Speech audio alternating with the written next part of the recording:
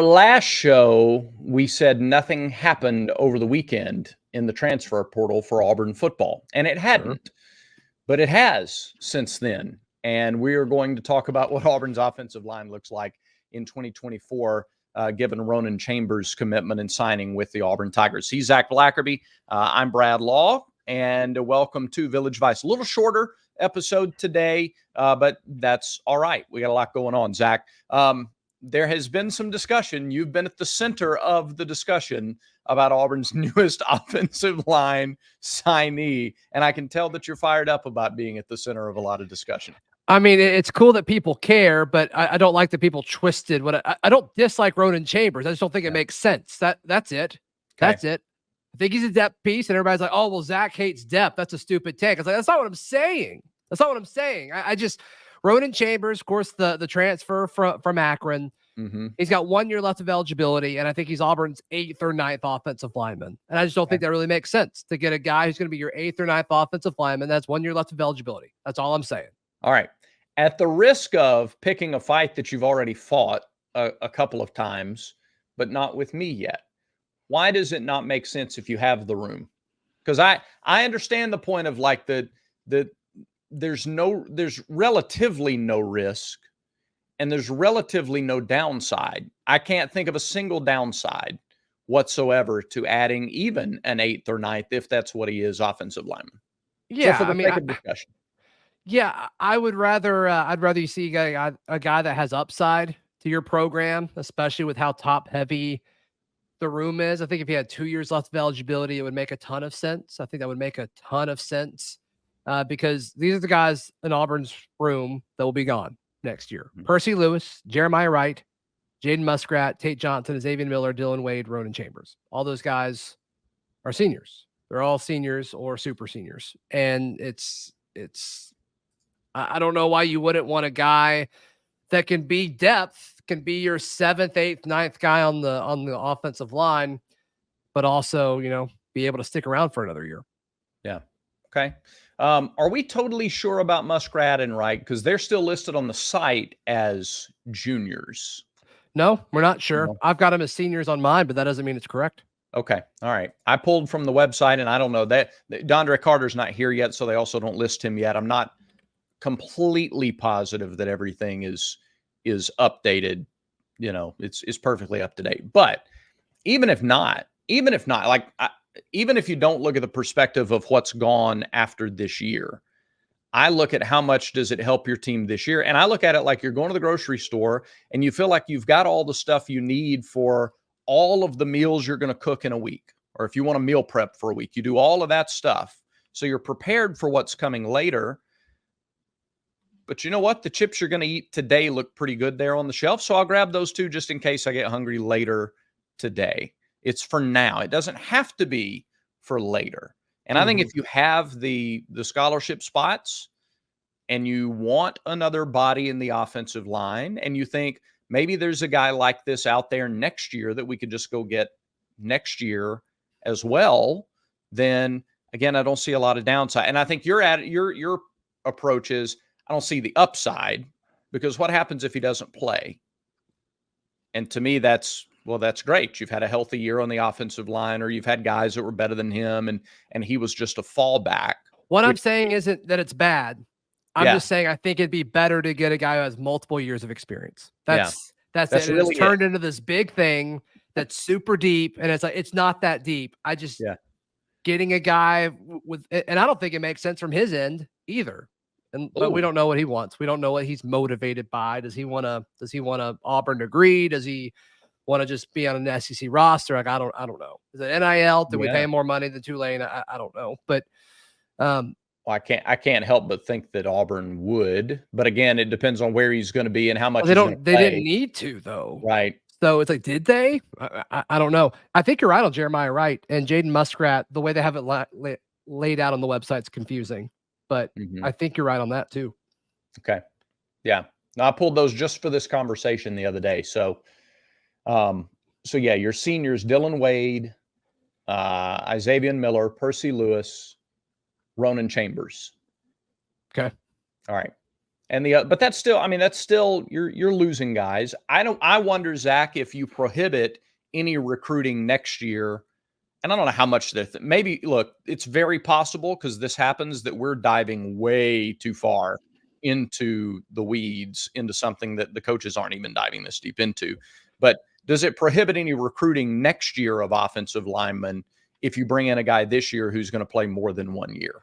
Like, does it affect any conversations you're having now with members of the 25 class? I don't think so, because I don't think you're pitching to them, hey, you can start as a freshman anyway. I think you're saying you can play early, but not as a freshman.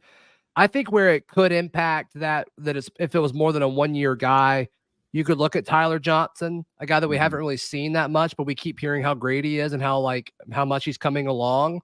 Yeah. You know, if they see him as a potential starter in the future, and you bring in a guy who could start for multiple seasons or be a backup guy this year and then start next year, does it deter a guy like that? Does it deter a guy like Seth Wilfred, who, you know, you brought from the JUCO ranks this past class? So maybe that's an argument for it, Brad. Good point. All right. On the offensive line, I want to try to do something that I think is kind of fun, especially this time of year. We can project the starters on the offensive line, but I don't know that there's that much in the air in terms of starters on the offensive line, right? I mean, we feel pretty settled with the O-line.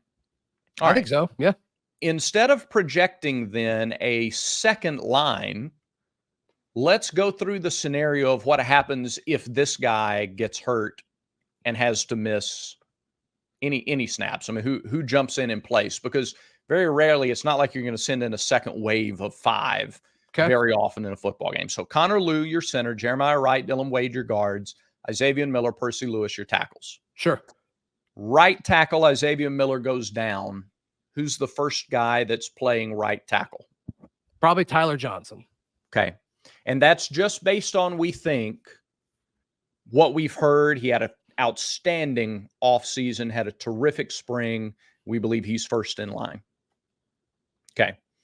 Where does Ronan Chambers fit into tackle? Where does he fit into the depth chart, in your opinion? I think you would need multiple people to go down before he plays, because then the question is like, okay, what happens with Tyler Johnson? Right. And I think they would be more likely to move Dylan Wade to right tackle and then move in somebody else into guard if that were the case. So he's probably after that scenario. Got it. Okay. That's just my guess. That's just my guess. Sure. No, and that's all this is. Again, this is just conversation. We're not. What do you think? We're not. Where do you think he is? I think you're more likely to see a Ronan Chambers step in at a tackle and leave Dylan Wade at guard. I think you're better as an offensive line with a guy who has started, albeit at Akron, with all due respect to the Zips, started a full season. He didn't step in for an injury. He started a full season there. And we haven't seen Tyler Johnson yet play. We haven't seen him. So we don't know what he's going to do. We haven't seen Seth Wilfred yet. And I think this is an insurance policy at worst. And at best, he's a frontline reserve coming in with somebody in whom you can have a lot more confidence because you've seen him do it at the college level. So, yeah, I tend to think you keep Dylan Wade at guard and you slide in one of the other tackles there. So we're talking about if 2 people get hurt, or are you saying that he's over Tyler Johnson? No, I guess I'm saying if 2 get hurt. Okay. Got it. Yeah. Okay. Sure. So, yeah. Which, it's great to have depth. That's, your third tackle. I think that's great. Sure. Yeah. All right. So if guards get hurt, all right, let's say Jeremiah Wright or Dylan Wade say Dylan Wade goes down with an injury. We hope that doesn't happen. Is it Jaden Muskrat? Is it Tate Johnson? Who do you think's first coming in at guard? I would think Muskrat would be first to come in at guard. Then I feel like somebody would hop Tate Johnson, but I don't have a good answer as to who that would be. Yeah. Braden Joyner, EJ Harris. Maybe Dylan Cinda. Maybe some, yeah. Dylan Cinda's got that versatility. They were very high on him because of his versatility last year. So, really? What's the versatility between guard and what? I think guard and tackle. Interesting. Okay. Yeah. Yeah. Cool. Guard and tackle. So got it. Like an Austin Golson type of player from 2017. Got it. Sure. Yeah. All right. So, and then center. Who's the backup center? Connor Lew goes down. I guess Tate Johnson right now. Braden Joyner's probably in that conversation to some extent as well. I think we saw EJ Harris snapping the football too over spring, and I've heard good things about EJ Harris. So I don't know what the staff thinks about Tate Johnson, because when they came in the first spring, they talked about Tate Johnson as a leader and how he was versatile and he was, in the rotation and competition at guard. Yeah.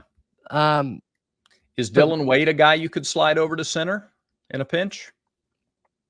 I don't know. I don't know if he's played center or not. I would guess EJ Harris would be too. Yeah, that would make sense. Yeah. Okay. All right. How about this? Part of the reason I wanted to have this exercise is just because of all the names that were, and we didn't mention DeAndre Carter, the freshman who's coming in. Yeah. Favor Edwin as well. Sure. Favorite. Yeah, no, that's a good point. So to look at this roster and look at the potential pieces, are you winning an SEC championship game if you get down to your third or fourth guy at any position on the offensive line? Probably not. No. But most people aren't, though, by the way. That's exact. Yeah, you beat me to it. Sorry. Most people aren't. Auburn's in a very good position with its offensive line, and I think it got a little bit stronger for the 2024 season. No question it doesn't impact anything after this year, but there's no question it didn't get any worse this week. Right. That's for sure. All right. Let's talk about another position. Do you hope that finally puts the Ronan Chambers? It won't. It won't. It's you don't think so? It's all right. I went on a radio show earlier today and they were like, so you're not a fan of the new move? And I'm like, I didn't say that. Ronan Chambers' family probably hates me for no reason. Whatever. I don't know why Zach hates offensive linemen. I mean, I don't know what's your beef with the beef. I don't understand. I don't know if somebody tweeted it or DM'd me, but somebody said, Zach, we all know you just want 22 starters that all play cornerback. And I'm like, yes, somebody finally said it. If you don't play corner, I don't even know why you play football. That's right. There's no other valuable position on the field. Just corners. Heck with everybody. Heck with them big guys. It's all corners, baby. Can you imagine how good we would have been if we would have put DJ James at left guard? Are you kidding me? I love that. Hey, he can cut block somebody once. I mean, I think he could do anything. I believe in DJ James. Maybe not pancakes, but that's all right. You find a way. We'll figure it out. Yeah.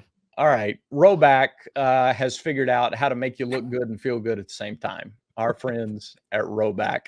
And they are giving you 20% off right now when you go to roback.com and use promo code VICE20.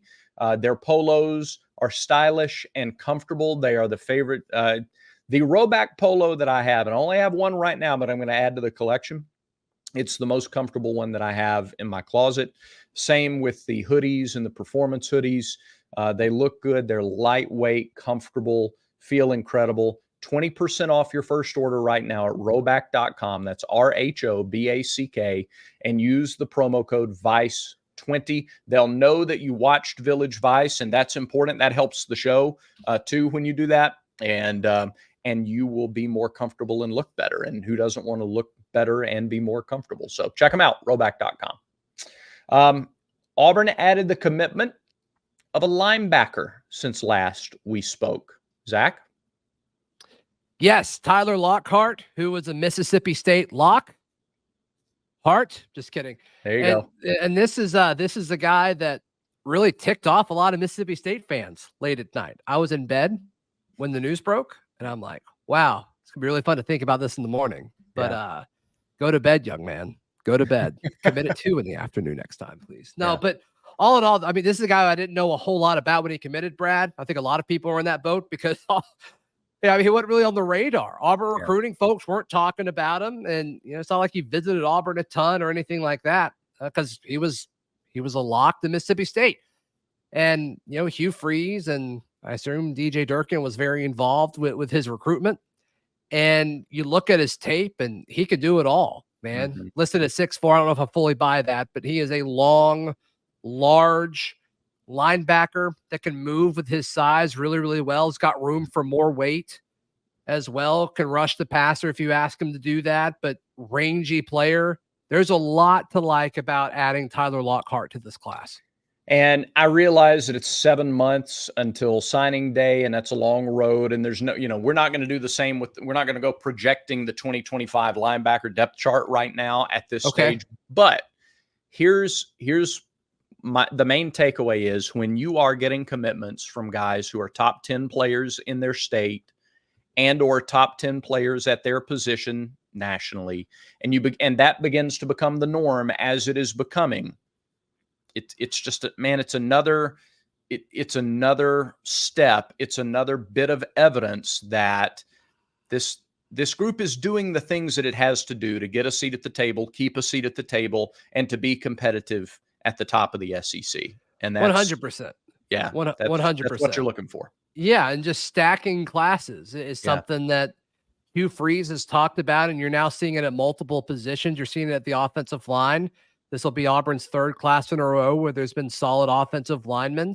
You're seeing it at linebacker. This will be their third class, really second class in a row for the linebackers. Wide receiver, they're going to get some guys.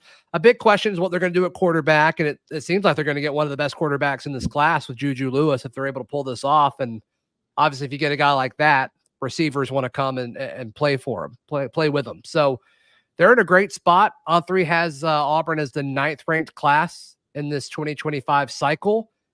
And I don't think it's out of the question for them to end with a top 5 class when it's all said and done. They've got a tremendous amount of upside right now. They're great at closing time too. They're like the Semisonic song from the 90s, closing time. That's the time. So if they're 9 now, I would look for them to move up. Yep. I'm there with you, man. I'm there with you. I think Tyler Lockhart is going to be a huge part of this class. And we may not see a bunch from him. He's apparently a quiet guy, apparently pretty soft-spoken dude. He just wants to line up, play football, and hit the crap out of people, which I'd like. I'll take a million of those. Yeah. Sign me up. And so this might be a guy that kind of slips a little bit. It was fun. It was a bit of a surprise when he committed to Auburn, and he may just kind of take a step back and just play his last year of high school football and then sign with Auburn and kind of be a silent recruitment the rest of the way. Yeah. But don't forget about this guy. This guy's going to be ready to play. Is he too big to play corner? No such thing. No such thing. Okay, good. No such thing. Just making sure. That's right. All right. That's right. I think that about does it for today's show, Brad. It does. Thanks, everybody, for watching. Getting close to 3,000 subscribers. So if you haven't yet, we would really appreciate that. Hit that subscribe button, and we'll talk to you next time. Remember, everybody has vices. Yes, they do. Make sure Village Vice is one of yours.